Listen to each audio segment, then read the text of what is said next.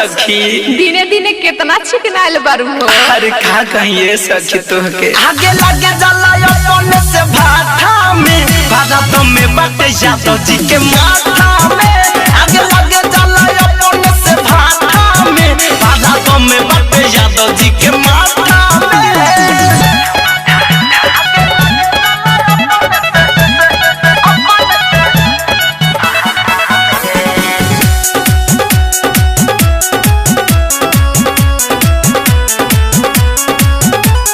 ससुरा में सुख बड़ा मिलता रोज रोज पलंग भी लहता।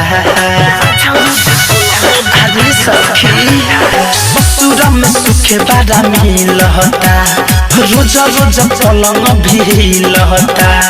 दिन पर दिन गोराता देहिया गगरी जवनिया के डोलता। याद नहीं हमें मोरा यार के कमी नहीं होला कोनो प्यार के। मिले अलग स्वाद पियला पे सखी खाता में।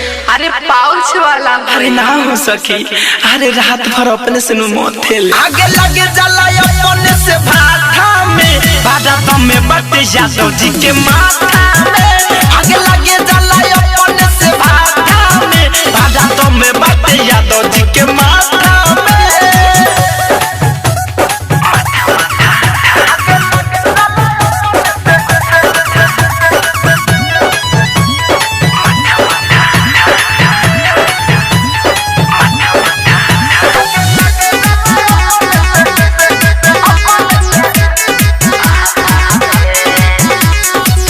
नहीं के हुसे खोली हो कुछ ना धनंजय से बोली हो कुछ ना धनंजय से बाहर मायरे।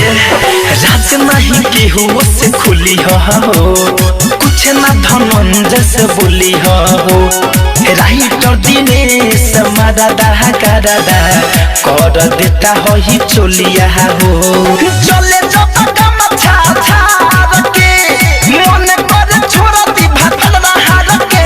जना पे जौनिया अभिनव चंदन काटा में। आये सखी आ नमकीन लगेला कि सादा पूरा पिए लुकी आधा। अरे पूरा हो आगे लगे जला अपने से भाटा में भारत में बटे यादव जी के माथा में। आगे लगे जला अपने से भाटा में भारत में बटे यादव जी के